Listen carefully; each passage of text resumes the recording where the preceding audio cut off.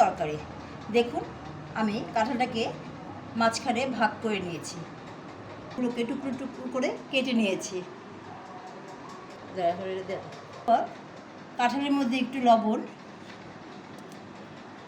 এবং হলুদ দিয়ে ভালো করে অল্প পানি দিয়ে সিদ্ধ করে নেব।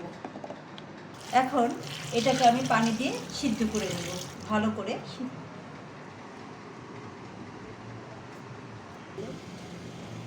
এখন একটু বেশি পরিমাণে পানি দিয়ে আমি কাঁঠালটাকে সিদ্ধ করে নেব। লবণ এবং হলুদ দিয়েছি আমি এটার মধ্যে। সিদ্ধ হয়ে গেলে নামিয়ে রান্না করব। এখন আমি কাঁচা কাঁঠাল রান্না করছি। রান্না করার প্রসেসিংটা আপনারা দেখতে পাচ্ছেন।